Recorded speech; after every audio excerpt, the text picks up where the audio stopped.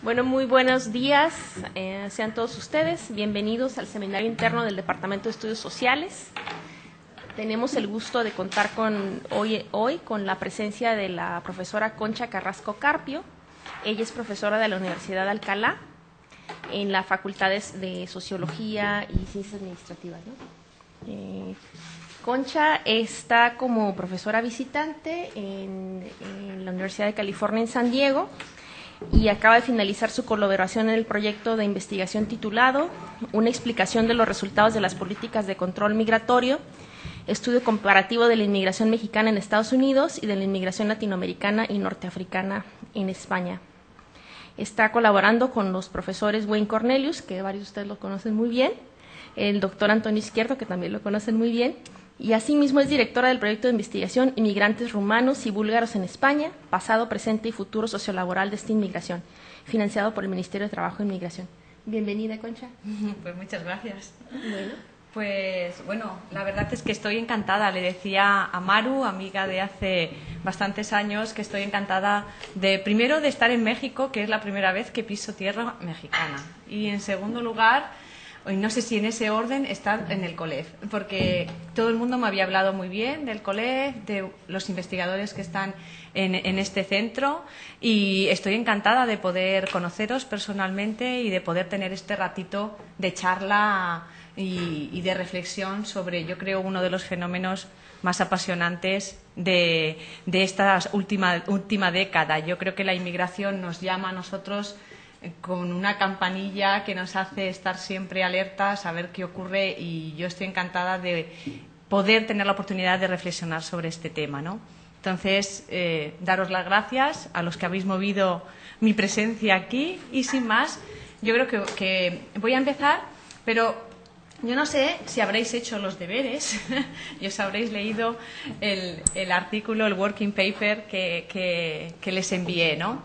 Entonces, lo primero que les iba a comentar es que no voy a seguir estrictamente ese working paper, porque me parece que si ya lo habéis leído, ¿os hablo de tú o os hablo de usted? A mí me resulta más fácil hablar de tú, porque yo estoy más acostumbrada. Entonces prefiero casi, ¿eh? Pero si os resulta complicado o os suena raro, yo os hablo de usted.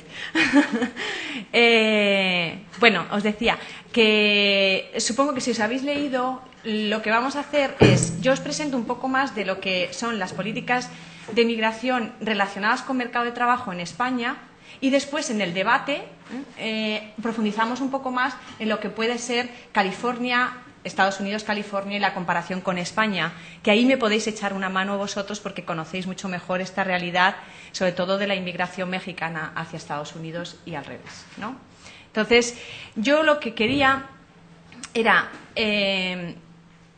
hacer una retrospectiva hacia atrás de qué es lo que está pasando en España, pero qué ha pasado antes para que la situación de ahora, actual, sea la que es. Porque yo creo que no se entiende ni la integración o la desintegración de los extranjeros en España en un momento de crisis económica, que es lo que todos esperáis que os cuente, qué está pasando con la crisis económica, ¿no? Si no hacemos una mirada hacia atrás de en qué situación estaban, cuáles han sido las últimas tendencias de la inmigración y cómo o qué características tiene el mercado de trabajo español. Entonces, a mí me gustaría empezar por unas pinceladas de esas tendencias que yo creo que son básicas que entendamos para entender luego la situación de los inmigrantes en España. En segundo lugar, las características del mercado de trabajo español. Aquí, ustedes o vosotros, porque no sois españoles, pero al hablar de las características del mercado de trabajo español, uno sale deprimido, ¿eh? Si hay un sitio donde no les aconsejaría ahora mismo a ningún mexicano que vaya, de verdad, y lo siento en el alma, es mi país. Porque ya les adelanto, más de 4 millones de desempleados y unas tasas de paro del 18%. O sea, ya solo con este dato yo creo que enfría un poco la perspectiva, ¿no?, económica. Después la crisis económica, cómo no, y luego al final esas propuestas de integración laboral y unas reflexiones que nos sirvan para hacernos unas preguntas y entremos de lleno en el debate y en la reflexión sobre la integración laboral. Si os parece, empezamos entonces con esas tendencias que yo creo que algunas, pues por obvias, no dejan de ser importantes. Por ejemplo, ese crecimiento que ha habido en España desde el año 2000. O sea, se puede decir que en España no ha habido inmigración hasta prácticamente la entrada en el nuevo siglo. Les voy a pasar una gráfica simplemente para que vean la tendencia, pero en el año 2000, efectivamente, ustedes ven cómo va subiendo, subiendo, subiendo, hasta los años 2007, 2008 y una pequeña estabilización en el 9, pero sigue creciendo. Es decir, la inmigración no ha dejado de crecer. Eso es importante porque muchas personas dicen, con la crisis económica seguro que la gente se está retornando. Bueno, pues en el caso por lo menos de España no están retornando. Y supongo que aquí es algo parecido, pero luego vamos calentando motores y luego debatimos después, ¿no? Otra tendencia, pongo como interrogante, irregularidad. En España la irregularidad no es tan alta como pueda ser en Estados Unidos, es decir, no llegamos prácticamente al 1.000.000. Lo que pasa es que es difícil contabilizarlo y esto queda siempre en el ámbito de la especulación. ¿Es importante? Pues sí, no sé si se ve muy bien. Los numeritos de arriba, los de amarillo, es del padrón municipal. Aquí depende del registro que utilicemos, pues tendremos una inmigración u otra. Entonces, en la parte de arriba tienen la del padrón, que son 5 millones, casi 600.000. Serían los inmigrantes ahora mismo o extranjeros. Voy a utilizar indistintamente extranjero, aunque extranjero es no nacionalidad e inmigrante es un término más sociológico, pero voy a utilizarlos indistintamente. Entonces, como 5.600.000 serían los extranjeros que ahora mismo hay en España. Comparados, en el padrón municipal, saben ustedes que se pueden registrar también inmigrantes que están en situación irregular. Esto ahora mismo está en debate. ¿Saben? No sé si sabéis que está en pleno proceso de reforma de la ley de extranjería en España. Ya se ha aprobado un proyecto de ley, ha pasado por el Congreso, pero ahora mismo están recibiendo todas las modificaciones, enmiendas que se llaman a ese proyecto de ley. Y una de las propuestas de este proyecto de ley de extranjería es precisamente que no se puedan empadronar los inmigrantes que están irregulares. Si no se pueden empadronar los inmigrantes que están irregulares, pierden su derecho a la tarjeta sanitaria y a la educación de los niños en los colegios. Entonces, ese es un debate ahora muy profundo en el que las ONGs están muy en contra de esa modificación. Bien, esta resta entre el padrón y los permisos que los otorga el Ministerio de Interior no se puede hacer tan alegremente. O sea, esta resta que muchos analistas sí que la hacen y dicen, bueno, pues aproximadamente restamos las dos cifras y nos da una cifra de inmigrantes irregulares. Bueno, pues esto no se puede hacer. No se puede hacer por muchas razones, porque son registros diferentes. Pero una de las más importantes es que los permisos caducan a 31 de diciembre unos cuantos. Entonces, a 31 de diciembre, que es cuando se establece la estadística, caducan una serie de permisos que van a ser potenciales renovados. Es decir, la inmigración ellos no están irregulares, pero siempre va a haber en las mesas de los funcionarios como 200.000 o 300.000 expedientes esperando a ser renovados. Y esos no son inmigrantes irregulares. Tampoco aparecen los estudiantes, los transfronterizos, etcétera, etcétera. Es decir, hay muchos extranjeros que aparecen en el padrón y que no aparecen en los permisos del Ministerio del Interior. Por eso siempre es difícil establecer una cifra de irregularidad. Más o menos, cuando se trabaja en el tema de mercado de trabajo, lo que solemos hacer los que nos dedicamos a esto es comparar los ocupados de la encuesta de población activa, de la EPA, que es la encuesta que mide pues, las tasas de actividad, de ocupación, de paro, etcétera, en España y además en toda Europa, porque ya está armonizada con el resto de las encuestas europeas, y lo comparamos con los afiliados en alta en la Seguridad Social, porque ese sí es un registro que te puede dar una medida más aproximada de, pues si están registrados y dados de alta en la Seguridad Social es que están regulares. Si no, no pueden estar dados de alta. Sin embargo, en la EPA, que es una encuesta, te pueden decir, yo sí estoy trabajando, pero puede estar irregular. Entonces comparamos ocupados en la EPA con afiliados a la Seguridad Social. Con esa comparación nos saldría aproximadamente que hay unos 900.000 extranjeros en situación irregular en el mercado de trabajo, unos 900.000 en el momento actual. Bueno, seguimos con las tendencias. Entonces, crecimiento, irregularidad, concentración geográfica. Es muy importante a la hora de hablar de políticas de integración, ya sean laborales o cualquier otro tipo de política, si los inmigrantes están más o menos concentrados en un lugar geográfico. Realmente en España están muy concentrados en la zona costera, en la zona costera este, en las dos islas y en la zona centro, en lo que es la capital, Madrid. Pero además es que la concentración es aún mayor en algunos pueblecitos. O sea, te puedes encontrar pueblos.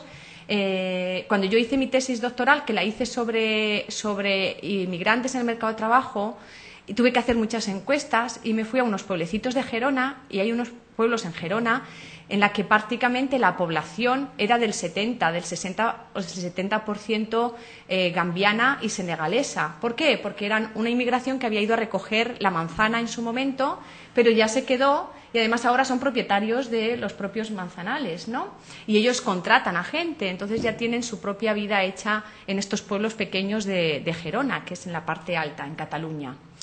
Esto genera una serie de retos a la población, en concreto si son pueblos muy pequeños que no han estado acostumbrados a tener inmigración, genera unos retos importantes a nivel de convivencia, más a nivel micro, ¿no? Bueno, pongo otra tendencia entre paréntesis, latinoamericanización. ¿Por qué pongo esto? Bueno, lo pongo porque hubo un momento en España en el que se intentó, sobre todo a partir del año 2003, se intentó a través de los convenios que se firmaban con los distintos países una especie de atracción hacia los países más afines a España. ¿Por qué digo esto? Porque se firmaron convenios con Ecuador, con Colombia, se firmaron con República Dominicana, se firmaron con los países del este, con Bulgaria, con Rumanía, que se suponían, Rumania y Bulgaria, pues más por tradición católica que por el tema del idioma y la aproximación cultural, pero se intentó por un momento en España firmar esa serie de convenios para que esa política fuese más cercana a la cultura española. ¿Les fue mal? Pues algo les debió de salir mal porque el principal,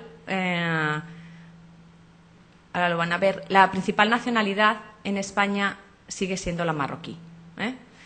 En junio del 2009, con datos regulares del Ministerio del Interior, la primera nacionalidad es la de Marruecos. ¿Por qué? Porque la proximidad geográfica, porque ellos ven la televisión en español en Marruecos, porque hay una atracción increíble, porque las diferencias de salarios y de PIB son abismales, pues por todo lo que conocemos que son los pull y los push y los pull ¿no?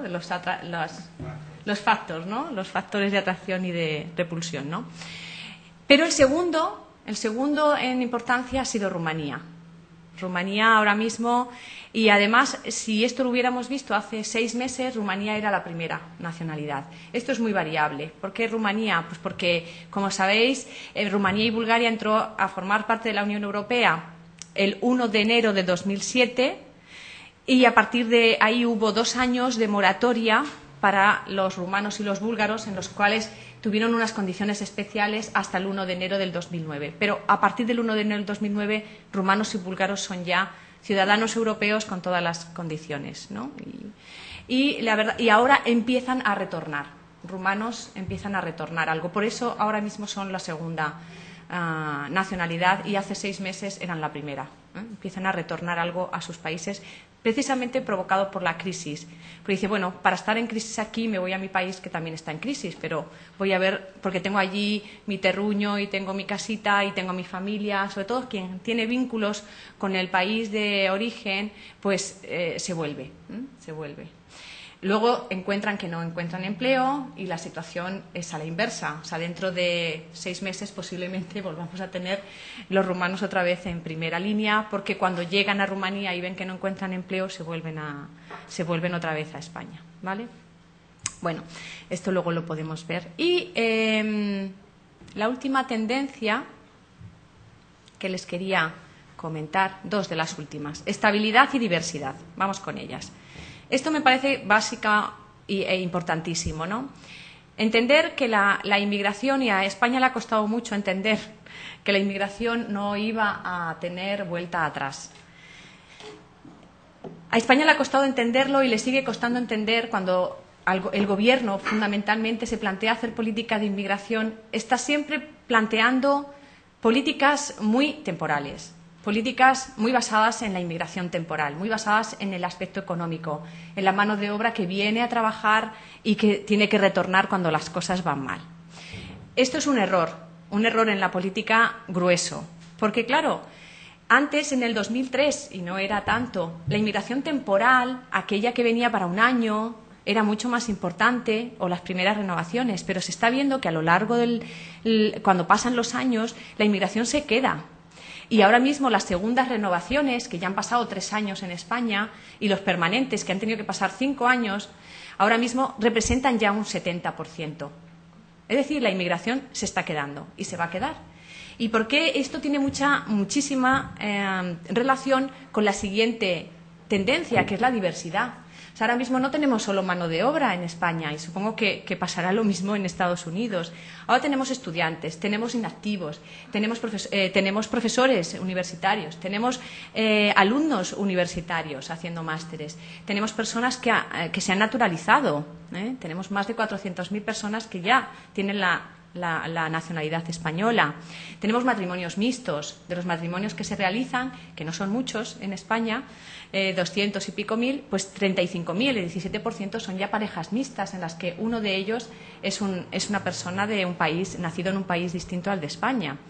Todo esto genera una diversidad muy importante a la hora de plantearse políticas. Y esto yo creo que es lo realmente importante. Esa estabilidad, esta diversidad, ese crecimiento, todo ello tiene una repercusión muy clara en el momento en el que se está viviendo. Porque si seguimos viendo que la política que hay que hacer es de mero ajuste del mercado de trabajo, en un momento de crisis nos vamos a equivocar. Porque los inmigrantes no se van a marchar si tienen a sus hijos en el colegio, o si tienen una hipoteca en la casa, o etcétera, etcétera, etcétera. Todo aquello que ustedes pueden estar pensando que está más en la base de la convivencia, ¿no? Bueno, pues esto de las tendencias que yo creo que sí que tienen mucho que ver con lo que va a ocurrir, con la previsión de futuro y con lo que ya está ocurriendo. Pero yo creo que tampoco se entiende el momento actual si no vemos exactamente cuáles son las características de nuestro mercado de trabajo. Nuestro mercado de trabajo siempre se ha caracterizado por unas elevadísimas tasas de desempleo en comparación con otros países de la Unión Europea. Porque normalmente, ¿con quién te comparas? Te comparas con los que están mejor. No vas a compararte con los que están peor, ¿verdad? Pero cuando nos comparamos con los que estamos mejor, que es otros países de la Unión Europea, pues decimos, pero si nosotros siempre hemos tenido tasas de paro muy altas, ¿qué está ocurriendo? Y ahora somos el país que más empleo estamos perdiendo, a una velocidad increíble. Ahora luego lo veremos. Pero esto siempre ha sido una característica. Elevada tasa de temporalidad y rotación. ¿Esto qué significa? Pues que los contratos que se hacen de carácter temporal son elevadísimos. Tengo el dato. Sí, de los contratos anuales que se realizan, el 88% son temporales. En un año. De todos los que se realizan, que no sé si son 14 millones, 15 millones de contratos, el 88% son temporales y tan solo un 12% son indefinidos. Eso genera una bolsa, lógicamente, de indefinidos que a lo largo de los años va creciendo. Esto es flujo. Si se entiende como stock, es decir, ¿cuál es la tasa de temporalidad en España ahora mismo? Pues un 30%. Un 30% de todos los contratos que hay como stock son temporales. Para la inmigración, muchísimo más altas. Para todos los extranjeros, las tasas de temporalidad son justo al revés. Están rondando el 60% más o menos la temporalidad. ¿Y la rotación qué es? Pues la cantidad de contratos que se tienen, ¿verdad? Esto ya lo sabéis. La cantidad de contratos que se tienen en un año, por poner un ejemplo. Y hay una serie, los contratos temporales que tienen duración, los que se sabe la duración, hay un 26% que duran menos de un mes. Menos o igual a un mes. Sobre todo podéis estar pensando en la construcción, que supongo que vais derechos al grano si pensáis en esta rama de actividad, ¿no? Bueno, pues esta es otra característica que siempre va a salir en las características peculiaridades del mercado de trabajo, ¿no? Otra de ellas es la sobrecualificación.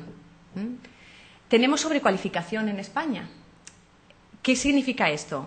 Pues que en los puestos que se crean no cualificados, en los más bajos de la escala, en los que no se necesita ninguna cualificación, tenemos hasta personas con estudios universitarios. O sea, que sería el extremo del desajuste, ¿eh? Ese extremo, que luego hay mucha jerarquía este es un ejemplo, pero hay mucha jerarquía, es decir, hay personas licenciadas en un montón de licenciaturas que no están trabajando para lo que trabajaron, pero eso no lo capta, ¿no?, la EPA. Pero por poner el ejemplo más extremo, que son los estudiantes, o sea, los universitarios que están ocupados en los puestos en los que no se requiere absolutamente ninguna cualificación, peones de la construcción o cualquier otro empleo no cualificado, tenemos un 8,5%. Un 8,5% de esos estudiantes. ¿Qué más características? Pues las distintas diferencias regionales que hay entre las tasas de actividad, las tasas de ocupación, las tasas de paro entre las distintas regiones de España. Aquí los llamáis estados. Supongo que aquí también ocurre, pero esas son muy importantes porque la gente no se mueve porque sepa que en Andalucía la tasa de paro es más alta o más baja. No, se mueve porque hay unas tasas de ocupación más altas o más bajas, es decir, por las oportunidades laborales. Entonces te puedes encontrar que en Andalucía hay muchos sitios tasas de paro altísimas y, sin embargo, mucha concentración de extranjeros, porque ellos no saben de tasas de paro, saben si se encuentra empleo o no se encuentra empleo, ¿eh? Y una de las características que siempre sale cuando debatimos cosas sobre el mercado de trabajo es el tema de la economía sumergida. El tema de la economía sumergida es apasionante, yo creo que en los países del Mediterráneo. ¿Por qué? Porque tanto España como Grecia, como Italia, son países en los que la economía sumergida siempre ha tenido muchísima importancia. Se calcula que más o menos el 25% del PIB, del Producto Interior Bruto, que se genera en la economía sumergida en España, hoy en día. ¿Eso qué significa? Pues muchas cosas. Significa que la economía sumergida no la han inventado los trabajadores extranjeros, para empezar. Porque muchas veces se dice, es que los trabajadores extranjeros vienen a trabajar en la economía sumergida y solo tienen esta posibilidad y entonces potencian este tipo de trabajos. Vale, esta puede ser una de las patas del gran problema de la economía sumergida, pero no es el único. O sea, hay tanta posibilidad de trabajo en la economía sumergida que hay muchísimos españoles trabajando en economía sumergida. Y rara es la empresa que no tiene una contabilidad B. O sea, tiene su contabilidad que presenta oficialmente a sus registros respectivos, pero tiene también su contabilidad B, es decir, la contabilidad que no enseña a nadie, pero que es la real, ¿eh? Entonces, esto es una realidad. Y es más, yo me atrevería a decir que la economía informal es complementaria a la economía formal. Al ser complementarias, no hay realmente un interés, digamos, muy potente por parte de los gobiernos, economistas y demás en luchar, incluso la inspección de trabajo, en luchar contra la economía sumergida, porque se sabe que son complementarias. Y si entra en crisis la economía sumergida, también entrará la economía formal. Entonces, se necesitan la una a la otra. Y por eso, como hemos basado nuestro crecimiento en muchos casos en ese menor coste de la mano de obra en España, y somos competitivos porque tenemos una mano de obra más barata, eso nos está generando pues una carga en este tema de la economía sumergida. O sea, cuando se dice de luchar contra la economía sumergida, yo siempre sonrío así un poco con la cara un poco aladeada, como diciendo, esto lo decís con la boca pequeña, decimos en España, ¿no? Porque yo creo que no hay realmente una política real de lucha contra la inmigración irregular, ni contra la economía sumergida, ¿eh? Bueno, nos metemos entonces de lleno viendo ya cuáles han sido entonces las tendencias, un brevísimo resumen crecimiento desde el año 2000 de la inmigración. Una gran diversidad de situaciones que no solo nos encontramos extranjeros, mano de obra, sino que ya tenemos unas personas que son vecinos, que son padres de niños que están en los colegios, que son parejas de otros en matrimonios mixtos, tenemos personas que no trabajan, más de 1 millón de personas inactivas, naturalizaciones, etcétera, que es una situación que cuando llega un momento de crisis como la que estamos viviendo desde finales de los años, desde el 2007, y yo creo que antes teníamos ya las pinceladas de la crisis, pues estamos viendo que es una situación difícil de manejar y además es difícil de prever, precisamente por esas tendencias y por las propias características del mercado de trabajo. Es difícil, por eso yo creo que va a ser rico la reflexión y el debate en este punto, porque es muy difícil dar una tendencia única o decir así alegremente las consecuencias o los efectos de la crisis económica van a ser estos, ¿no? Pero bueno, tenemos ya una serie de elementos. Por ejemplo, 1,5 millones más de parados desde finales del año 2007. 1,5 millones más de parados. Es decir, es 1,5 millones de puestos de trabajo que se han destruido. Y eso ha generado 4 millones de desempleados ahora mismo en España, con unas tasas de paro del 18%. ¿Descenso de ocupados ha afectado más a los extranjeros? Pues sí. Sí, en proporción sí. Si en la población activa, más o menos la proporción de extranjeros es de entre un 10 y un 15%, depende de las regiones, estamos viendo que la pérdida de empleo para los extranjeros es del 21%. Es decir, está sobre representada la pérdida de empleo para los propios extranjeros. También ocurre con las tasas de paro y con los parados. A los extranjeros les está afectando más el aumento del paro. Para ellos el 30% del aumento del paro ha sido soportado por los propios extranjeros, que han aumentado en casi 500,000 de parados desde finales del año 2007. Y la población activa extranjera sigue aumentando. Es decir, estas son así, a grandes pinceladas la situación que nos encontramos ahora mismo. Entonces, aquí pueden ver cómo han ido creciendo las tasas de paro a lo largo de los años. Si la tasa de paro ahora mismo para los españoles es del 18%, para los extranjeros ha aumentado al 28%. 28% en el segundo trimestre del 2009. Un 28% es una barbaridad. Yo no sé si se hacen cargo de qué significa este 28%, pero un 28% de tasa de paro pues es muchísimo. Y sin embargo ellos no han dejado de crecer. La población activa española sí que ha dejado de crecer, e incluso ha menguado un poco, pero la de los extranjeros no. Han seguido llegando. En menor cuantía, pero siguen llegando. Por lo tanto, si aumenta la población activa y los ocupados descienden, las tasas de paro, lógicamente, siguen aumentando. Esto es la previsión que se tiene, que sigan aumentando si no hay creación de empleo. Si no hay creación de empleo, seguirán aumentando. ¿Por qué los inmigrantes entonces están perdiendo más empleo? ¿Qué pasa con ellos? ¿Es que estaban peor situados? Pues sí, la respuesta es que estaban peor situados. La concentración en empleos vulnerables ha sido mucho más excesiva para los extranjeros que para los españoles. Y pensamos en construcción. Los varones en construcción superan el 40 al 50%. Esta es la media. 38% en la rama de construcción estaban los extranjeros.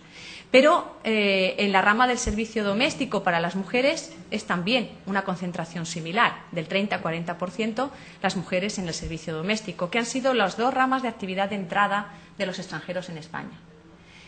Los contingentes, esos famosos contingentes que el Gobierno puso en marcha para que viniesen personas migrantes de forma regular, los contingentes han estado basados en necesitamos tantas personas en construcción, tantas personas en servicio doméstico y han segmentado aún más el mercado de trabajo.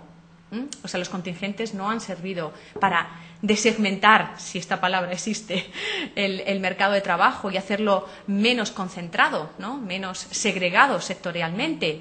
Han ayudado precisamente a lo contrario, a segmentar aún más las posibilidades, las únicas posibilidades que tenían de integración los trabajadores extranjeros. ¿Qué más cosas? La rigidez normativa. Vamos a ver, yo no sé si conocen un poco la ley de extranjería, pero la ley de extranjería, sobre todo en los permisos iniciales, están sujetos a un empleador, están sujetos a una región, a un lugar físico y a un empleador. Por lo tanto, la rigidez absoluta. Si tú quieres cambiar de trabajo, tienes que pedir, tienes que tener una oferta de empleo y tienes que solicitarlo y que te lo concedan. Entonces, esa rigidez normativa de no poder tener esa libertad de movimientos en el mercado de trabajo, pues eso es una gran limitación para muchos de ellos. La poca antigüedad laboral. Es verdad que esto, hay muchos inmigrantes que ya hace mucho tiempo que viven en España, ¿no? Y deberían de tener menores tasas de temporalidad y deberían de haber tenido ya una situación más estable.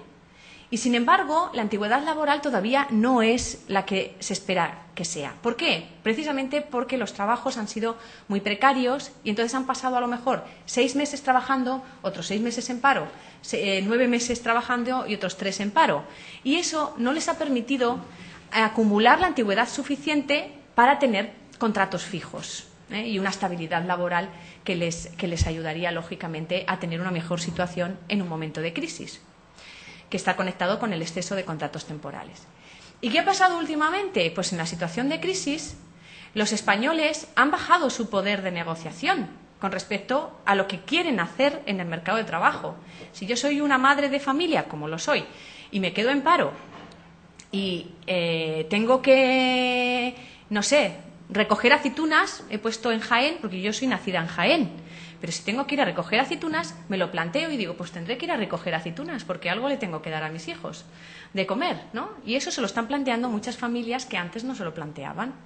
Y este año, la recogida de la aceituna, el año pasado, los extranjeros tuvieron que quedarse en unos grandes polideportivos, durmiendo, recogidos por el ayuntamiento, durmiendo en colchonetas, miles y miles de marroquíes y subsaharianos, porque no encontraron empleo. ¿Por qué? Porque las grandes empresas de recogida de la aceituna se apañaron entre ellos mismos. Familiares, amigos y otras personas que bajaron su poder de negociación. Y eso está pasando en algunas otras ramas de actividad, incluso en agricultura, cosa impensable hace un año, ¿no? Cosa que era bastante impensable. Esta es una transparencia que os da la idea de dónde estaban situados los extranjeros con respecto a los españoles durante este tiempo previo. Desde la parte de arriba hasta la mitad, más o menos, serían puestos de trabajo menos cualificados y de la parte de central hacia abajo más cualificados. Entonces, ¿dónde se han creado empleos? Se han creado empleos prácticamente en todos. Para extranjeros, en todos, que es la línea amarilla. Para los españoles se han perdido en agricultura, que es la línea naranja. Pero si ven ustedes dónde estaban situados los extranjeros, prácticamente todos desde la mitad hacia arriba. Casi nadie de la mitad hacia abajo. Toda la creación de empleo en puestos cualificados la han absorbido los españoles. Y la gran mayoría de la creación de empleo en puestos no cualificados la han absorbido los extranjeros. Esta es la situación. Esta es la situación que te genera una peor situación de desventaja en el mercado de trabajo a la hora de plantearte cualquier movilidad o cualquier posibilidad de mejora en un momento como el que se está viviendo ahora. Entonces, ¿quiénes son los más afectados o quiénes son previsiblemente los que se van a ver más afectados de la crisis? Y aquí ya vamos entrando también en lo que yo quiero que sea el debate de hoy, ¿no? La población española menor de 35 años y especialmente los varones. Las mujeres están teniendo mejor situación. ¿Por qué? Porque la construcción es básica, la pérdida de la construcción ha sido prácticamente se han perdido más de 500.000 de puestos de trabajo solo en esa rama, y entonces los varones que estaban en esa rama son los más afectados, lógicamente. Construcción y manufacturas, las manufacturas también. Que esto, pues he descubierto, estando en este tiempo en California, que también ha sido la realidad del Estado californiano, ¿no? Que por eso me ha llamado mucho la atención que sean tan comparables la situación de España con la situación de California, porque parece que han ido en paralelo, ¿no? Porque estas dos ramas de actividad han sido especialmente importantes en España y en el Estado de California, la construcción y las manufacturas. Y ambas han perdido muchísimo empleo desde finales del año 2007. La población extranjera, especialmente también varones. ¿Por qué? Porque el servicio doméstico para las mujeres extranjeras sigue siendo todavía un nicho laboral en España. Es decir, la mujer que ha optado por salir al mercado de trabajo, la española, no es tan fácil que vuelva, a menos que se quede sin empleo, lógicamente, pero hay muchas mujeres cualificadas que están en puestos de la administración, que son puestos fijos, etcétera. Ha habido un aumento muy importante de la mujer en la administración pública y eso ha generado que necesites a alguien que cuide niños, que vayan a por los niños al colegio, que limpien casas, que cuiden de los ancianos, y son puestos de trabajo que están muy externalizados, es decir, no los dota el Estado, están muy externalizados y tienes que pagar por ellos. Y ese ha sido un nicho laboral importantísimo para la mujer extranjera y sigue siéndolo. Entonces la mujer extranjera está teniendo menos problema, y especialmente la latina, porque especialmente el nicho donde estaban concentrada la mujer latina, de inmigración latina, ha sido el servicio doméstico en España. Y los extranjeros que llevan menos de 4 años en España, pues lo están pasando peor, precisamente por toda esa acumulación de características de antigüedad, de menos antigüedad, de contratos más precarios, de temporalidad, de rotación, etcétera, etcétera, etcétera. Por lo tanto, si eres un varón entre 30, más o menos de 30 años, que estabas trabajando en un puesto no cualificado de la construcción y que llevas menos de 4 años en España, tienes una situación para tirarte por un puente. O sea, es una de las peores situaciones en las que puedes estar, ¿no? O sea, que es triste, ¿no? Pero al mismo tiempo, pues, es esta, ¿no? Bueno, y entonces, ante toda esta situación, ¿cuáles son algunas de las propuestas que yo creo que donde debería de situarse algunas de las políticas que se tienen que ir desarrollando, ¿no? Yo creo que hay muchas personas con cualificación que no tienen reconocidas sus titulaciones. El problema de la homologación en España, la convalidación de títulos, es un problema grave. Y tanto de países del este, que tienen muchísima cualificación de formación ocupacional y de diplomaturas y licenciaturas, pero también de latinoamericanos. Los latinoamericanos que van a España tienen un nivel alto de cualificación. Esto cuando yo lo digo, que en la EPA hay un 19% de latinos que tienen estudios universitarios, pues claro, la media en España es 18, si coges a toda la población. Dicen, o sea, que tienen más estudios que nosotros, se quedan un poco perplejos. Incluso hay en determinadas nacionalidades que los estudios universitarios superan en proporción a los de los españoles, ¿no? Así en la población en conjunto. Claro, eso es una potencialidad que se está perdiendo, pero tiene mucho que ver con la estructura del mercado de trabajo español, porque si no se generan puestos de alta productividad y puestos más cualificados de profesionales y de técnicos, pues lógicamente tampoco es que tengan posibilidades de promoción. Entonces van unidos tanto esa estructura económica española con las convalidaciones de títulos. A ver cómo enganchamos, a ver cómo se engancha esto. Esto es lo difícil de hacer. Ofrecer formación profesional continuada. O sea, mucha gente dice que las crisis son para crecer. Pues esperemos, ¿no? O sea, que la crisis no se ve como algo negativo, sino que te da una posibilidad incluso de plantearte lo que tú has hecho toda la vida, pues ahora olvídalo y plantéate algo nuevo, ¿no? O sea, como una especie de reto personal de vamos a ver qué podemos hacer. Bueno, si se plantea desde esa óptica y la persona puede hacerlo, pues estupendamente, ¿no? Si no lo puede hacer, pues será otro problema, ¿no? Facilitar el cambio, y esto ya tiene más que ver con la ley, ¿no? Con los cambios de la ley de extranjería. Facilitar los cambios de ocupación, facilitar los cambios de empleador, facilitar los cambios de sector de actividad, de provincia. O sea, no puedes tener una rigidez tan fuerte en el mercado de trabajo para los extranjeros cuando las posibilidades de trabajo pueden estar a 300 o 400 kilómetros de donde tú te encuentras.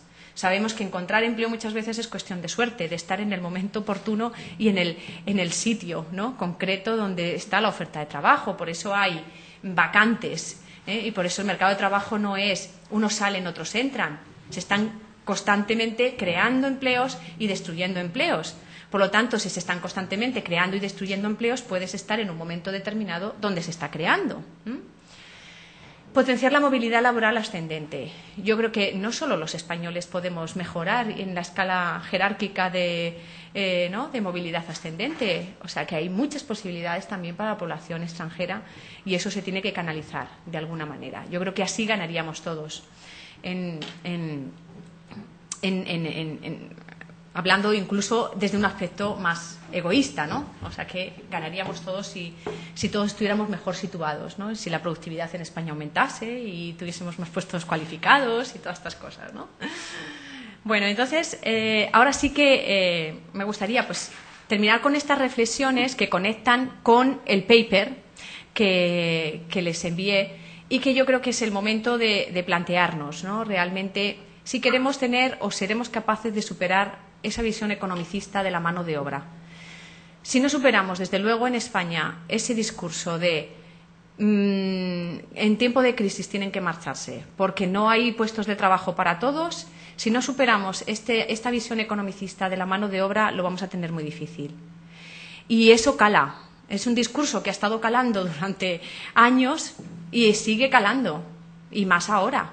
O sea, tú preguntas a la sociedad española y posiblemente ahora las encuestas del Centro de Investigaciones Sociológicas, que las suelen hacer periódicamente, la tendencia es a tener un rechazo más alto.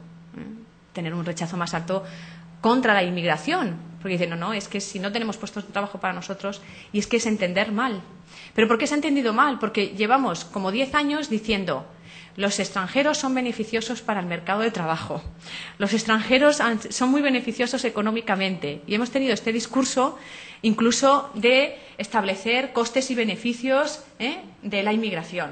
Al final, cuando tienes este discurso, incluso a nivel académico, de potenciar que los inmigrantes eran muy beneficiosos en momentos de auge, ahora llega el momento de crisis y ese discurso se vuelve en contra. Entonces, es muy difícil romper ese discurso economicista de mano de obra. ¿Seguirán llegando extranjeros? ¿Se marcharán?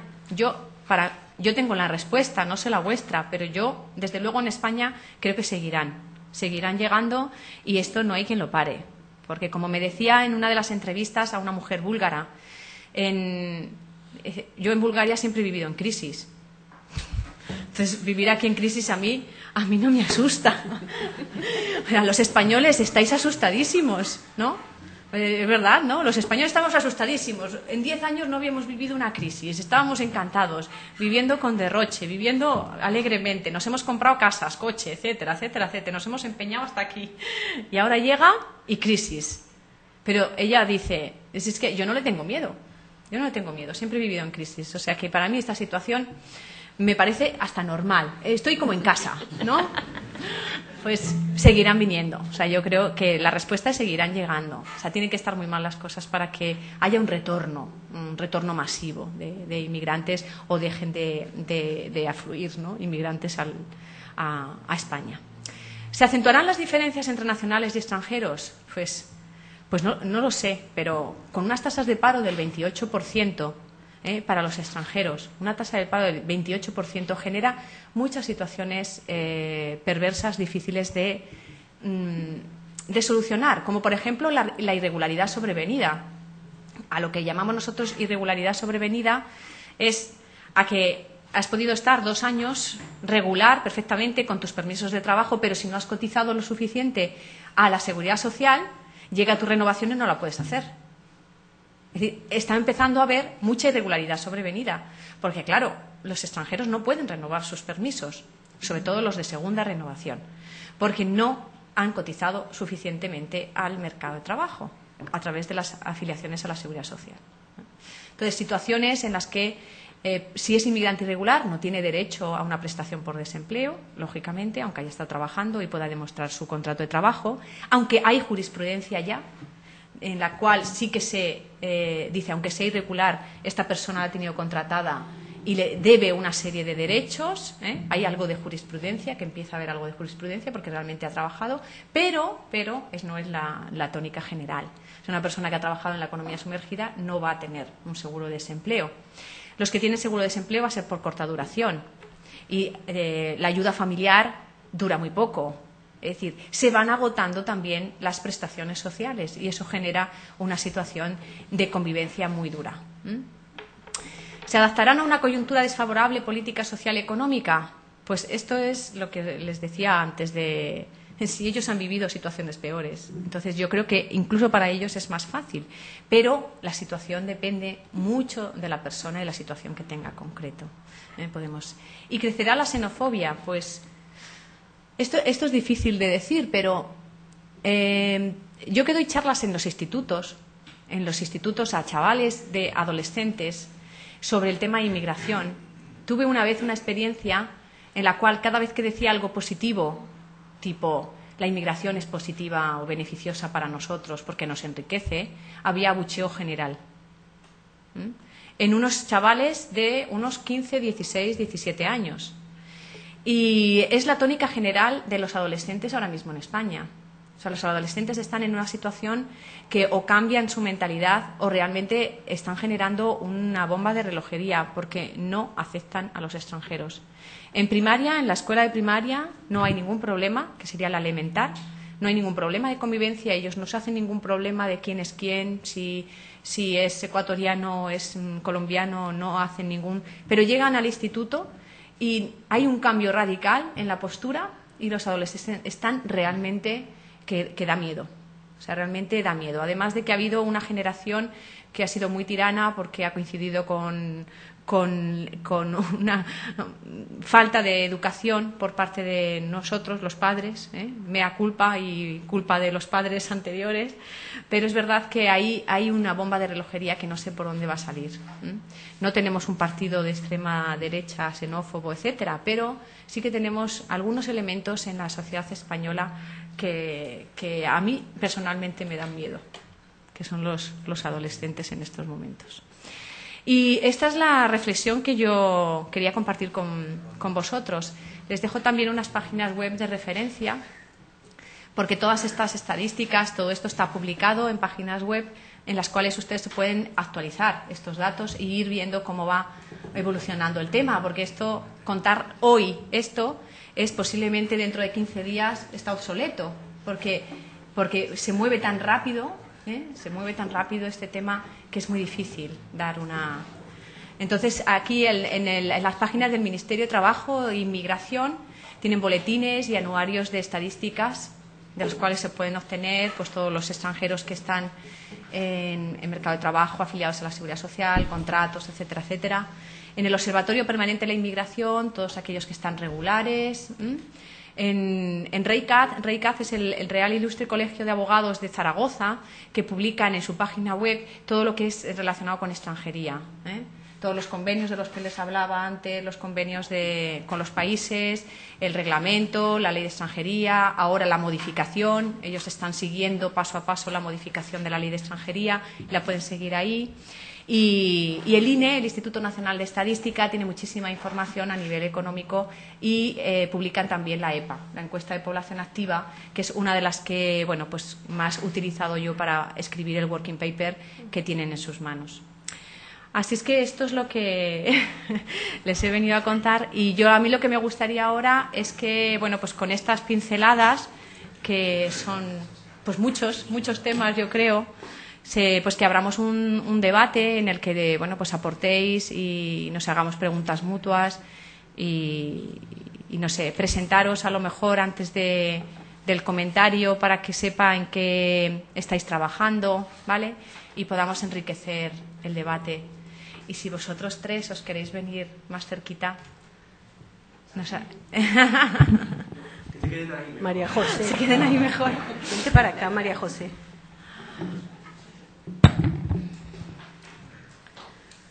Bueno, muchísimas gracias. Qué interesante. Vamos a abrir el debate. ¿Cómo me conecto a Casa Colef que están okay. Bienvenidos, bienvenidos Casa Colef. Vamos a abrir el debate a la charla que nos acaba de dar la doctora Carrasco y empezamos con las personas que están un poco más lejos. Preguntas en Casa Colef, se identifican y nos dicen en qué está trabajando, por favor. ¿Se escucha en Casa Colef? ¿Se escucha?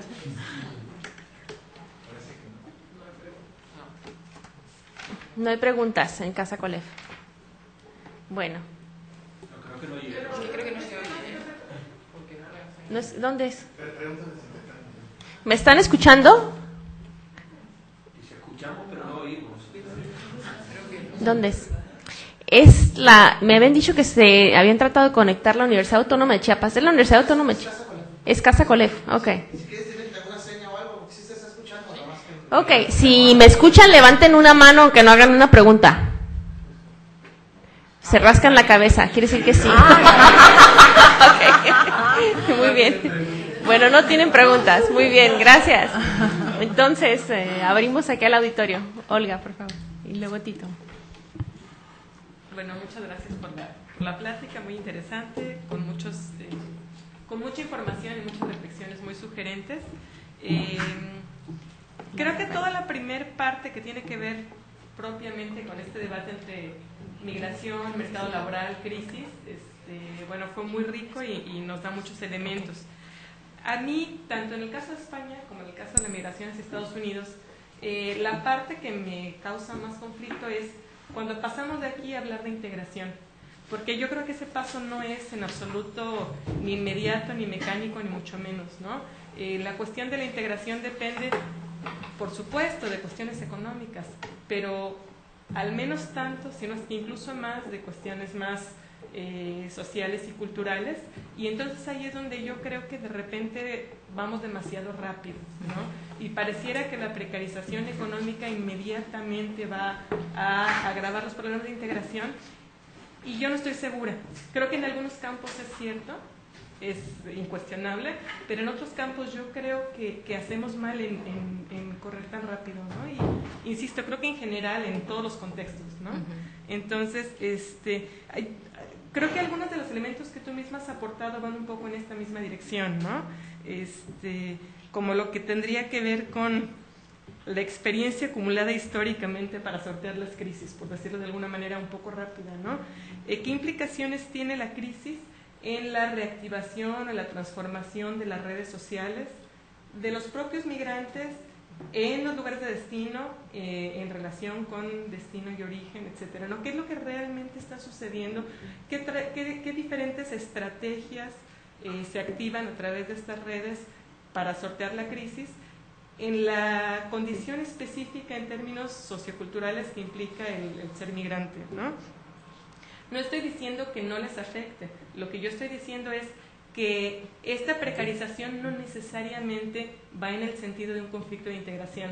¿En qué medida a lo mejor incluso algunas de estas estrategias familiares, residenciales, laborales, pueden contribuir a una mayor integración, aunque en términos económicamente más precarios, ¿no? Es decir, no es que yo sostenga que la crisis ayuda a integrarse, por supuesto que no, pero que no necesariamente lo contrario es cierto, y creo que ahí es donde creo que valdría mucho la pena seguir reflexionando, ¿no? Entre otras cosas también, porque en términos socioculturales la idea del desempleo puede ser muy distinta, ¿no? La idea de la informalidad. Entonces, cómo se vive por parte de los extranjeros y de los no extranjeros en términos socioculturales el subempleo y el desempleo, el paro, ¿no? Y en ese sentido también creo que valdría la pena preguntarse, lo planteo también más como una pregunta para el debate, si no uno de los principales retos que enfrentan los extranjeros en términos de integración por esta crisis es menos económica que el último punto que tú mencionabas, el surgimiento de actitudes de discriminación que sí son muy concretas y muy directas, ¿no? Entonces, ¿en qué medida el efecto más fuerte hacia el obstáculo hacia la integración puede tener que ver con este tipo de reacciones? Lo cual también daría mucho que discutir en el campo de políticas públicas, ¿no? ¿Qué se podría hacer en esta situación? Pues bueno, creo que habría que, de alguna manera, considerar ambos aspectos, ¿no? El estrictamente económico, que evidentemente es importante, con todo ese otro aspecto sociocultural. Pues sería nada más. Muy bien. Yo nada más que te digo que yo soy de formación de formación economista. Muy bien. Entonces, no, yo creo que, aunque estoy trabajando en los temas de sociología y doy clases en sociología, mi formación es económica. Entonces, o sea, es inevitable, ¿no?, que salga por los poros de una la socialización en la que ha vivido. Pero llevas toda la razón. O sea, me parece que se abre un campo increíblemente amplio, ¿no?, si conectamos inmigración, o sea, integración con la crisis y cómo ellos están viviendo realmente la crisis, ¿no? Eso sería interesantísimo, ¿no? Crisis de empleo, ¿cómo la estás viviendo, no? O sea, a mí me parece que es un campo tremendamente rico, ¿no? Y sobre todo pasar de integración, Claro. ¿cómo se puede Claro. cómo pasar de ella? Claro, lo que pasa es que ya son temas que se tienen que trabajar a otro nivel. O sea, yo esto me he encontrado algunas respuestas cuando he trabajado el tema cualitativo con búlgaros y rumanos. Que claro, que te dicen, hombre, yo es que vengo aquí solo para 3 años. Y como vengo solo para 3 años, yo voy, trabajo, vuelvo a mi casa. Ni siquiera hablo el español, es que no lo necesito. Entonces, estas respuestas las tienes cuando preguntas a la persona, pero si no las puedes tener. Pero sí me parece pero yo no quiero monopolizar ahora el debate, o sea que me gustaría que a Olga le queréis responder, vosotros que tenéis más experiencia sobre redes, etcétera, etcétera, o sobre integración, lo hagáis tranquilamente. Bueno, sería Tito, ¿no? A mí también me interesa la integración multidimensional, entre ellas, por supuesto, la integración a través del empleo. Estaba preguntándome si otros modos de integración, por ejemplo, el acceso a la vivienda, pueden disminuir o acelerar la integración. Cuando hay discriminación en el acceso a la vivienda, por ejemplo, hay una tendencia a la concentración espacial en barrios dentro de la ciudad, porque son ciertas zonas donde el mercado de vivienda es más permisible para extranjeros. Entonces, hay, por ejemplo, en Santiago de Chile, los peruanos están concentrados en el centro de la ciudad, donde hay vivienda en renta, en edificios de departamentos, etcétera, muy pequeños, viejos edificios. Y así, por ejemplo, en Sao Paulo también los bolivianos están concentrados en 2 zonas de la ciudad que son centrales. Supongo que en España también hay un cierto grado de discriminación en el mercado de la vivienda, pero no sé hasta qué punto. Es decir, hay barrios concentrados, es notoria la concentración de extranjeros por nacionalidad, por ejemplo, en algunas partes de la ciudad. Si es así, es una muestra de que hay una discriminación en el mercado de la vivienda. La discriminación en el mercado de la vivienda es un ejemplo, es una manifestación de una discriminación en otros ámbitos, porque es una actitud personal del dueño de la casa, del dueño del edificio, del departamento, de lo que sea. Es como una especie de medición del pulso de la actitud local hacia los extranjeros. Es una cosa. Entonces, me gustaría saber si tú, ya sé que no es el tema de la conferencia, pero si tú has leído o conoces a través de estos indicadores, como son, por ejemplo, la concentración espacial en barrios segregados de extranjeros, si ocurre eso en España.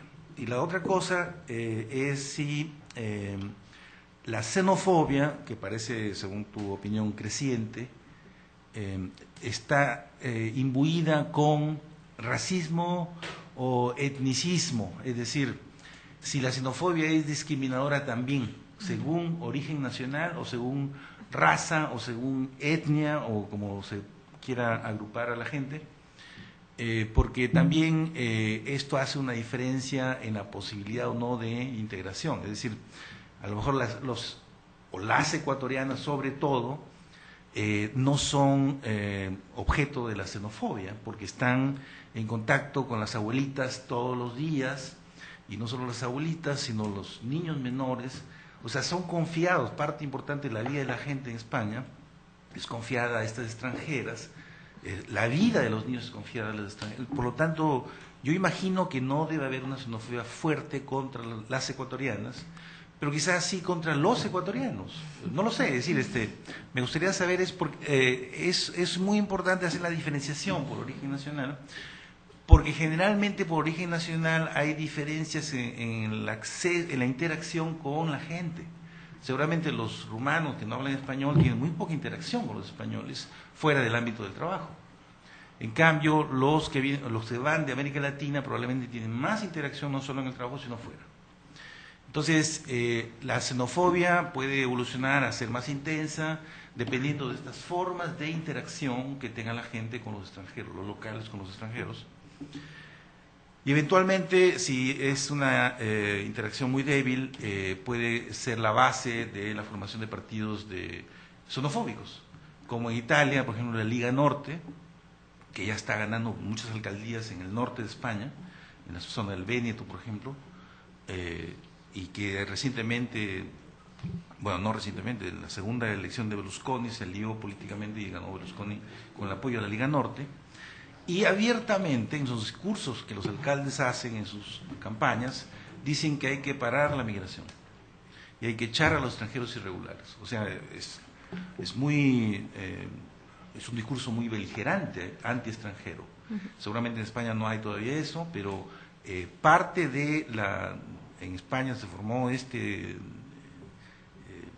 partido y el apoyo al partido de la Liga Norte, basado en cierta diferencias nacionales. Es decir, los norteños en Italia creen que los sureños son unos ociosos, que no saben trabajar, que tienen que habría que separarse al final, ¿no? Son separatistas, los radicales. Pero eso es una idea muy vieja en Italia. Entonces, ahora con los inmigrantes, estas pulsaciones culturales, digamos, ese instrumento de cómo ver la realidad aparece, pero contra los extranjeros. O sea, hay una actitud que originalmente era regionalista, nacionalista, chauvinista y que ha estado siempre y se usa ahora también contra los extranjeros. Entonces, me gustaría un comentario sobre ese sentido, es decir, la xenofobia es parcial, es total, etc. Nada más y nada menos. Tito, ¿no? Tito. Bueno, empezamos con la vivienda. Hay guetos. Sí, guetos urbanos, sobre todo en las grandes ciudades, los hay, efectivamente, porque se han juntado varias cosas. Uno es que las viviendas, normalmente las del centro de las grandes ciudades, se han ido quedando desiertas, las viviendas más antiguas, porque la población envejecida pues ha ido muriendo y esas casas han quedado pues un poco más arruinadas, son casas más antiguas y ahí es donde están viviendo muchos de los extranjeros porque son más baratas. Entonces, en las grandes ciudades hay una concentración importante en barrios donde las casas son más baratas. Eso es uno de los elementos clave. El otro elemento clave es las viviendas de protección oficial. Las viviendas de protección oficial, es una política pues, municipal. ¿Dónde se suelen poner las viviendas de protección oficial? Las viviendas de protección oficial se suelen poner siempre en el extrarradio, de la ciudad, junto a un colegio en el que en el colegio van solo los gitanos, porque nosotros hemos tenido una minoría étnica desde siempre, que es la minoría étnica gitana, y a esos colegios públicos solo han ido gitanos y los payos, que somos nosotros, vistos por ellos, nos hemos ido a otros colegios. Es decir, ha habido la fuga típica porque la concentración en los colegios era un gueto, etcétera, etcétera, se bajaba el nivel educativo, etcétera, etcétera. Entonces, a la respuesta de si hay segregación geográfica relacionada con la vivienda, sí la hay. Otra cosa es, yo no la veo, sí la veo negativa, pero no la veo a lo mejor discriminatoria. Porque tú has utilizado la palabra discriminatoria. O sea, yo lo veo como una realidad. La realidad es que buscan las casas más baratas. Entonces es una realidad para ellos que donde encuentran suelen ser los barrios a lo mejor más empobrecidos o más en el extrarradio, entonces se concentran ahí. Pero yo no me atrevería a decir que es una realidad discriminatoria. Discriminatorio para mí sería cuando ocurrió lo del 14 de marzo, pues de los trenes de Atocha. A partir de aquel momento, las personas que llamaban por teléfono buscando una casa decían, ¿tú de dónde eres? Y si le decía que era de Marruecos, le decía, mira, no, yo en mi casa no voy a meter a un posible musulmán fundamentalista que luego termine como ha terminado con... ¿no? Eso sí es discriminatorio y también hay casos de estos. También hay casos. La xenofobia. Esto es complicado. Le pides a un economista demasiado. Pero lo de la xenofobia, vamos a ver, es que depende. O sea, yo tengo la idea de que uno puede ser xenófobo o racista o prejuicioso, si queremos utilizar ese término más light, ¿no?, en distintos ámbitos de tu vida. Es decir, puedes ser prejuicioso en el trabajo y puedes no serlo en tu convivencia, porque conoces al vecino de al lado que es de Ecuador y te llevas estupendamente con él, y sin embargo en el trabajo estás con un marroquí y dices, estos se tienen que ir a su casa, porque es que fíjate tú. Es decir, uno cambia, porque yo creo que tienes unas actitudes diferentes dependiendo del momento en el que estás y del lugar donde estás. Y puedes, yo creo que ser prejuicioso efectivamente en un ámbito y no en el otro. Somos muy clasistas. Es decir, si yo tengo que conectar algo, la xenofobia, con algo, es con el clasismo. Y yo creo que lo conectamos muchísimo en España. O sea, una persona que te viene con un rasgo fenotípico que sabes perfectamente que es extranjero porque es de color o porque y los adolescentes lo consideran que es extranjero, ¿eh? Sin embargo tiene dinero y está bien situado y viste bien y se maneja bien en la sociedad, etcétera, etcétera, no va a haber actitudes contra él o ella. Sin embargo, bueno, pues si te encuentras una persona de las mismas características, pero en la calle pidiendo, posiblemente el adolescente, que es donde se concentra, y yo sigo insistiendo que es donde hay mucho resentimiento ahora mismo, posiblemente reaccione más negativamente. Pero son muchas cosas. Que hablen los demás expertos. Muchas gracias y gracias por la excelente presentación. Yo sí trataré de hacer una pregunta para una economista, para que se sienta un poco mejor. Es sobre cómo está operando la información sobre el mercado de trabajo, porque nos presentaste información interesante, pero que a mí me confunde. Por un lado dices que no hay retorno masivo, y de hecho no está funcionando la iniciativa del gobierno para ayudar a quienes quieren retornar a sus países de origen, obviamente cumplidas muchos requisitos que son difíciles de cumplir y que esos mismos garantizan que la gente no tendría por qué regresar. De cualquier manera, con la excepción de los rumanos, dices que no hay retorno, pero que tampoco ha bajado la tasa de inmigración. Y esto parecería contradictorio, porque si es una situación tan grave en España con esa tasa de paro tan alta, entonces, ¿cómo es que no está funcionando la información de los mismos migrantes a los potenciales en sus países de origen, de decirles, en este momento no tiene sentido venir, quédense allá? Esto nosotros sí lo hemos encontrado aquí en el caso de los mexicanos en Estados Unidos. Las redes sociales son muy efectivas para dar esta información, y en este momento lo que está sucediendo es que la migración mexicana ha bajado notablemente por causa de la crisis, y una de las causas y una de las razones podría ser porque la gente en Estados Unidos está diciendo a sus parientes, amigos, paisanos, este momento no es el mejor para venir. ¿Cómo estará esto en España? Espero que sea para una economista. Sí, gracias. El hecho de que no haya bajado, o sea, el hecho de que siga habiendo incremento de inmigración no significa que el flujo no haya bajado. El flujo ha bajado. O sea, la intensidad del flujo de llegada ha bajado. O sea, ahora mismo no hemos estado recibiendo aproximadamente unos 400.000 entradas en los últimos 5 años aproximadamente, y ahora mismo ha bajado, pues, no sé decirte, tendría que ver variaciones residenciales, tendría que ver la estadística de variaciones residenciales, que no la he consultado, pero posiblemente esté en las 100.000, 200.000, o sea, ha bajado el flujo. O sea, eso es una realidad. Otra cosa es que se paralice o que haya retornos. Me gusta que saques el tema de la política del Gobierno con respecto a los retornos, porque yo creo que ha sido una política de cara a. Es decir, había que hacer una campaña de marketing y si vais a Madrid, y tú has estado hace poco, es una campaña de marketing. O sea, hay unos carteles fabulosos, maravillosos en el metro, diciendo las personas pueden retornar. Eso es para dejar tranquila a la población española. Para decir, estamos haciendo algo para que vosotros tengáis más oportunidades de trabajo. Es decir, estamos potenciando que los extranjeros retornen. Pero en realidad las dificultades prácticas son inmensas y se han acogido, no sé si unos 4.000 o 5.000 personas al retorno voluntario. O sea, poquísimas. ¿El gobierno paga el retorno?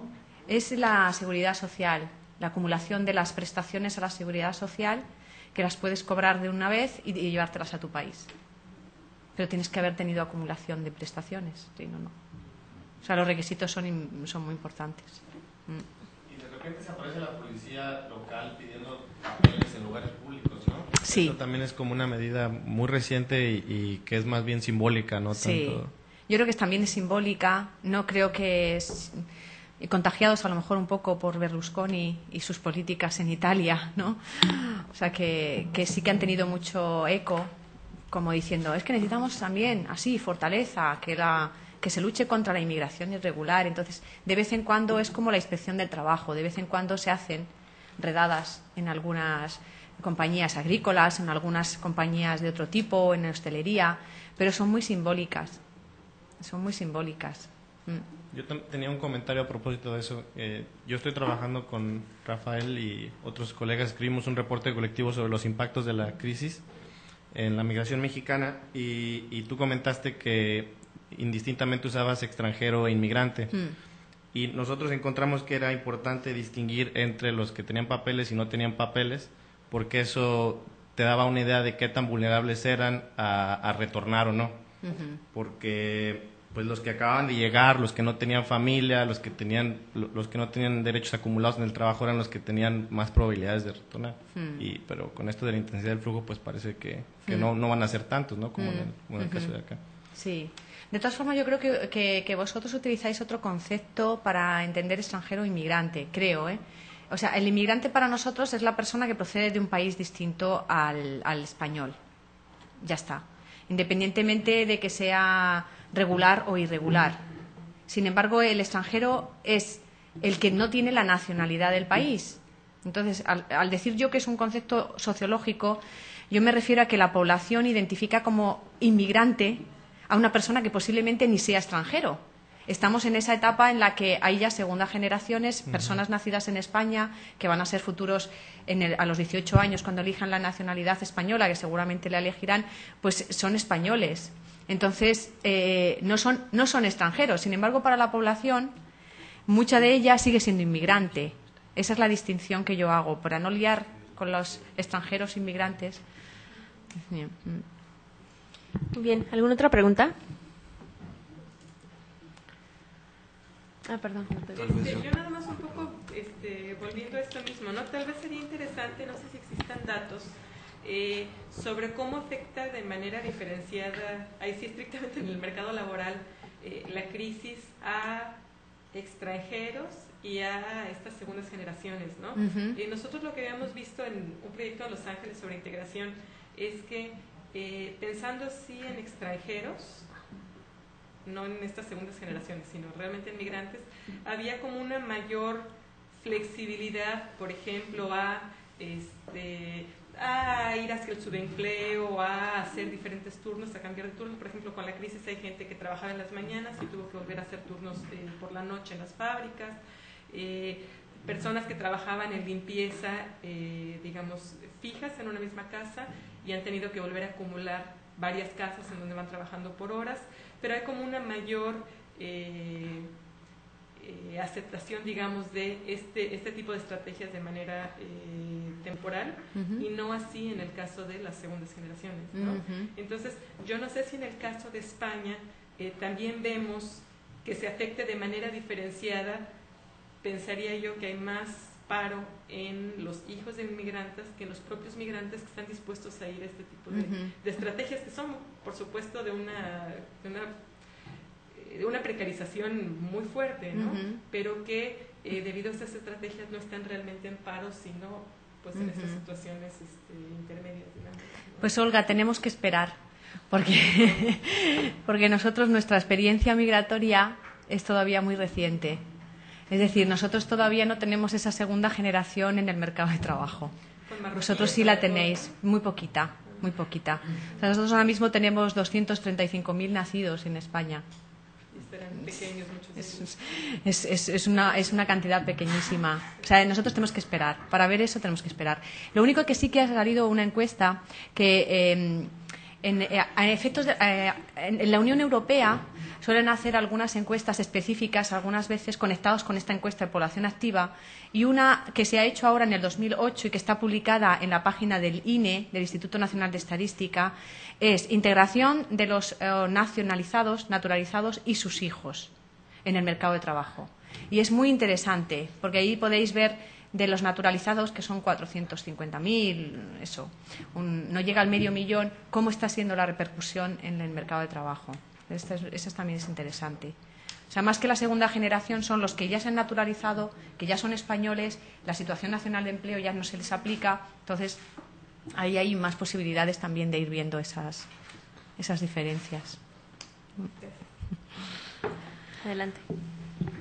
Sí, conectado con este fenómeno del que se habla de la xenofobia, a mí se me ocurre una explicación del por qué los jóvenes en las escuelas básicas son los que acusan más este tipo de actitudes, y está directamente relacionada con este estado de la opulencia en el que han crecido. Muchos de los que estamos aquí sabemos que España hasta ayer fue un país de emigrantes, no de inmigrantes, así que esa gente que tuvo que salir de su país por razones económicas, de entrada tenderíamos a pensar que conoce mejor la realidad de la migración, que no unos jovencitos que están ahora en la escuela, a los que no se les ha privado, la mea culpa fue tuya, prácticamente de nada, ¿no? Creo que por ahí puede haber una explicación a este fenómeno de xenofobia creciente en los jóvenes. Y nada, respecto a la emigración del propio pueblo español, creo que aquí tenemos pruebas vivientes, ¿no? Palpables. Eso es todo. Gracias. Sí, yo llegué tarde, pero me leí el Work in Progress. Unos comentarios. Bueno, voy a hacer una mini ponencia como la de Tito, así un poco. Lo de migrantes y extranjeros es que yo creo que incluso a nivel sociológico de la población española hay una confusión tremenda, ¿no? Porque de repente ven a un inglés y le dicen es un extranjero, y ven a un colombiano y le dicen es un extranjero. A veces ves pintadas, solo he visto una, pero que decía emigrantes fuera. Y digo, pues claro, los emigrantes están fuera. No diré dónde la vi, pero dije, no, pues sí, estar fuera. Entonces, a nivel de la calle, existe todo ese tipo de empanada mental, ¿no? Que dirían los gallegos. Luego lo de los, no es lo mismo ser comunitario, ¿no? Que extracomunitario, eso lo sabes tú de sobra y la mayoría de acá. Entonces, yo sí creo que hay a veces una confusión, ¿no? En España, y que tiene que ver muchas veces lo que tú decías, que a veces depende del estado de ánimo o de paradojas como la que señalaba Tito. O sea, la señora ecuatoriana que me cuida a los hijos, si me cae bien, pero el marido que es ecuatoriano, este es un pesado aquí que no sé lo que es.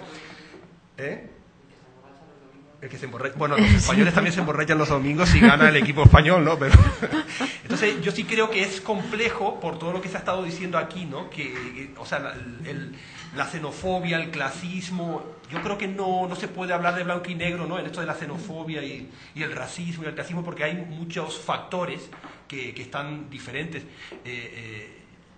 La última vez que estuve por allá había un vecino que era cubano y él decía, no, pero si yo ya soy español, mi padre era... Digo, no, pues sí, ¿no? Comienza a ver lo de las nacionalizaciones, argentinos que le sacan la nacionalidad, mexicanos que reivindican a su abuelo, están contra los gachupines pero reivindican a su abuelo. Entonces yo sí creo que lo de la xenofobia exige hilar fino, y que sí es complejo porque se dan las paradojas que se han apuntado acá, ¿no? Como esa de migrante fuera, ¿no? Que... Luego, económicamente... Yo creo que formalmente lo de la vivienda en España y lo de la vivienda en California es simplemente formal. O sea, de vivienda. Porque luego si vamos a las características del mercado de vivienda o a las características de las hipotecas, comenzamos a ver que hay diferencias notables, ¿no? Entonces yo no me atrevería a compararlo porque ya digo, sí, formalmente se llaman vivienda.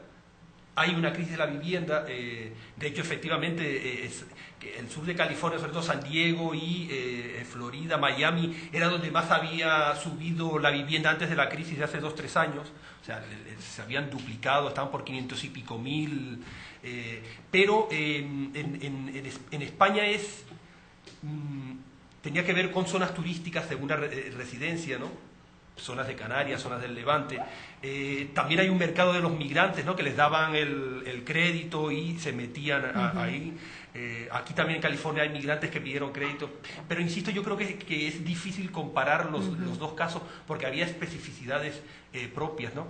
Aquí una metáfora para que veas la diferencia es que aquí las hacían de madera con revestimientos así para ¿cómo se llama? Para el clima, ¿no? El aire acondicionado, la calefacción. Que había en España puro bloque, cemento, etcétera. Incluso las viviendas, o sea, la metáfora esa es la que te habla de que sí, se llaman viviendas, pero son dos mercados diferentes, ¿no?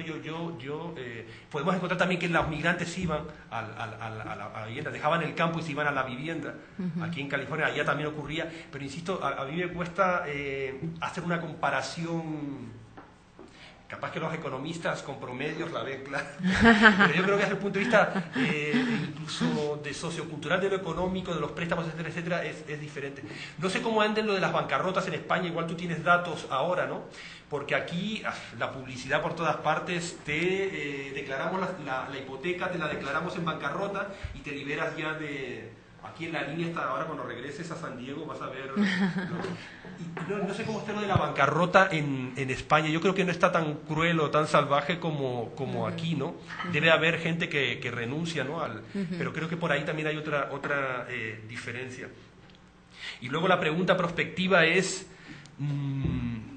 lo que tú decías, ¿no? La crisis es una buena forma de cambiar la nueva economía, no sé si llamarla así, o las nuevas inversiones a las que le están apostando. En España estaban hablando de si apostarle a lo de las energías, o sea, ¿qué apostarle, no? Para reactivar la economía.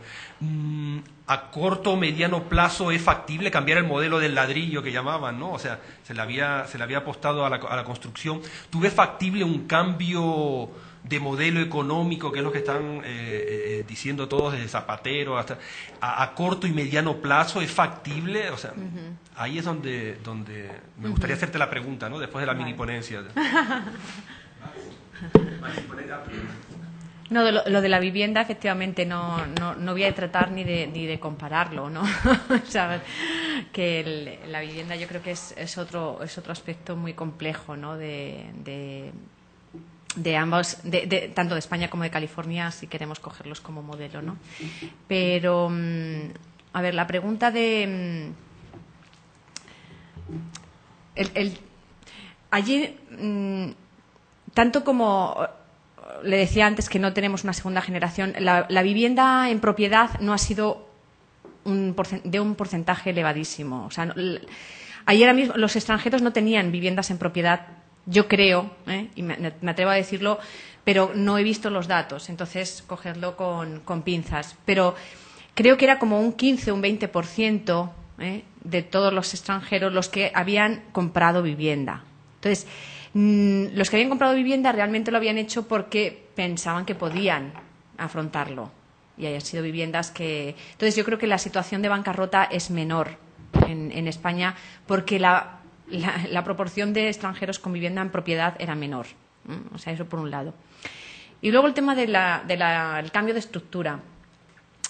El cambio de estructura debería de ser hacia estructuras más productivas, estructuras no basadas en el coste de la mano de obra barato, aumentar la productividad, etcétera. Y efectivamente se intenta de boquilla apostar por inversiones en I+D, en investigación y desarrollo, en energías renovables, etcétera. Pero si se analizan los presupuestos generales del Estado, que están ahora en discusión y en pleno debate de aprobación, pues ves que no ha habido un aumento en las partidas. Y si no hay aumento en las partidas de I+D, pues sospecho que sigue siendo más un planteamiento teórico que un planteamiento práctico. O sea, no creo. Es mucho más fácil destruir que construir. O sea, destruir en construcción ha sido muy fácil y construir costará más. Yo creo que va a costarle, a España va a costarle salir de esta crisis e inventar cosas nuevas para crear empleo. Pero esa es mi visión muy particular. Bueno, perdón, un poco fónico, pero yo tengo una pregunta. Me llama mucho la atención de tu trabajo, es muy interesante, pero me quedaron varias preguntas. La primera es, dado que tú muestras cómo se ha dado un incremento de la migración en España como un país receptor de población, no solo de África y Latinoamérica, sino también de Europea, ¿por qué tu pregunta no va en el sentido en qué condiciones se encuentran los inmigrantes según país de origen, ¿no? O sea, porque yo creo que no es lo mismo que un rumano altamente calificado, porque es una migración muy calificada, igual los de Reino Unido o Inglaterra, versus los africanos o los centroamericanos, y versus todavía los sudamericanos, que es una migración mucho más calificada que los centroamericanos.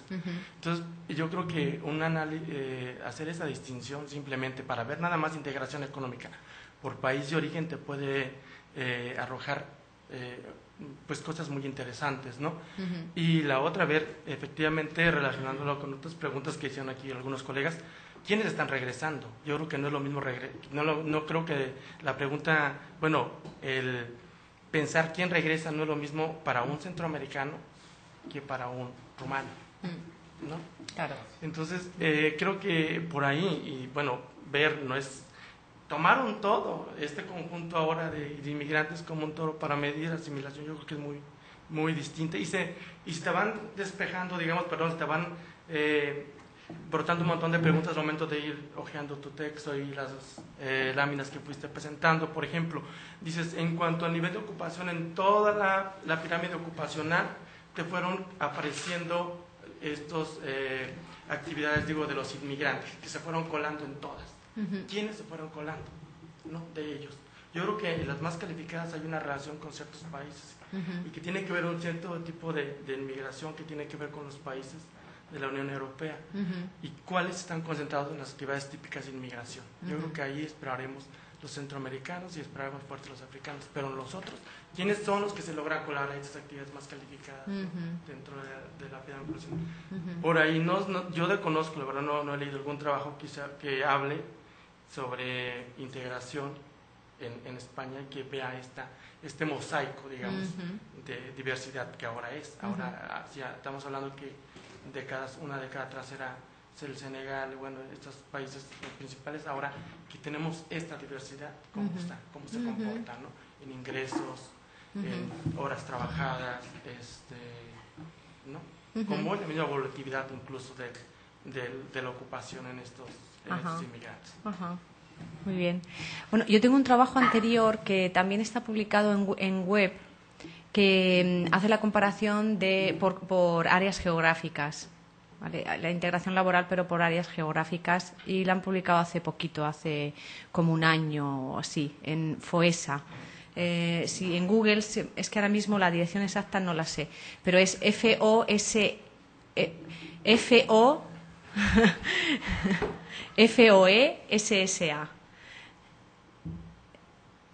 El informe FOESA año 2009, ha sido publicado en el 2009, hace unos meses.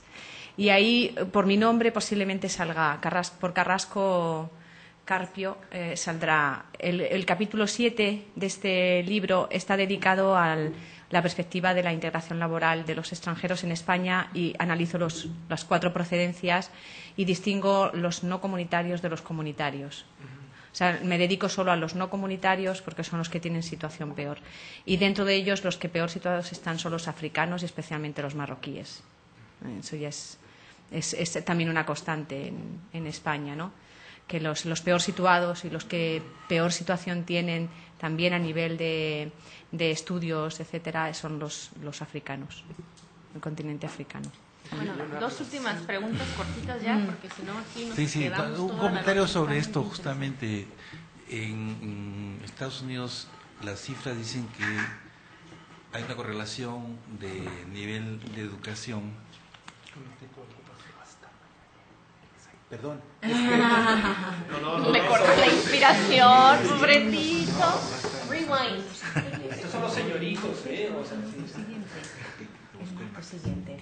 Es que sí, ayer. Muchas gracias. Adiós.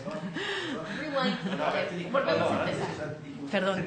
Hay una correlación entre nivel de escolaridad promedio con distancia del país de origen entre los latinoamericanos en Estados Unidos. Entonces, digamos, el promedio de escolaridad más bajo es entre los mexicanos que viven en Estados Unidos. Y así va subiendo conforme vas hacia el sur. Estaba pensando que si a lo mejor es lo mismo allá en España, porque dices marroquíes son los que tienen más precariedad, quizá tenga que ver con la escolaridad de los marroquíes y que está a tiro de piedra de España, ¿no? Uh-huh. ¿Te refieres a la escolaridad obligatoria? No, me refiero a la cantidad de años que pasaron por alguna escuela. Sí, efectivamente. Tiene relación con el nivel educativo. Uh-huh. Sí, definitivamente sí. Sí, la geografía. Que la geografía tiene que ver con la escolaridad del inmigrante. La geografía. La distancia. La del distancia país de del origen. país. Del país de origen. Que es lo que se nota en Estados Unidos con los latinoamericanos. No puede ser, porque en distancia los intermedios son los otros europeos y en escolaridad son más altos. Claro. No. Si ponen latinoamericanos, marroquíes, son los extremos en distancia, y los otros europeos del este en distancia te quedan en la mitad y en escolaridad te quedan. Muy bien. No embaldes nuestro Premio Nacional de las Ciencias este año. Enhorabuena. Nada más era un comentario respecto a lo que decía, se comentaba un momento por la pregunta de Telésforo y también por lo que me decían ahora Tito, ¿no? Que no deja de ser muy, no sé si sorprendente, pero bueno, llama mucho la atención que Marruecos, a pesar de la proximidad y a pesar de la importancia histórica que ha tenido el vínculo Marruecos-España, siga siendo quien ocupa este lugar de extrema marginación, precarización, etcétera, incluso con respecto a migrantes que vienen de más lejos, que vienen de manera mucho más reciente y no necesariamente con condiciones de escolaridad mucho más altas, ¿no? Yo me pregunto, pero bueno, sé que es nada más una idea que me ocurre, si no también tiene que ver con la cuestión de la segregación, de la discriminación y específicamente la cuestión religiosa, ¿no? Entonces, digo, simplemente llama la atención que a pesar de la importancia histórica de estos flujos, sigan ocupando el último escalón. De hecho, hay estudios sobre discriminación laboral específicos comparando otros colectivos o españoles con marroquíes. Y ante el mismo puesto de trabajo, con las mismas condiciones, con la misma experiencia laboral, con los mismos estudios, siempre se ha preferido al español que al marroquí. Siempre. O sea que sí, esto es otro extranjero que no otro extranjero con unos prejuicios por parte del empresario mucho más positivos, de discriminación positiva. Por ejemplo, los propios rumanos. Los rumanos han hecho una competencia muy grande al marroquí en los puestos de trabajo de la construcción. Sí, efectivamente. Bueno, pues muchas gracias, Concha. Muy interesante tu documento, considerando las limitaciones, ¿no?, que tiene siempre una base de datos. Dices, bueno, pues tus respuestas están limitadas a lo que los datos te pueden arrojar, pero es interesante observar cómo a través de este ejercicio, que es muy interesante, ¿no?, el documento, surgen muchas ideas, ¿no?, que muy provocativas para todos nosotros.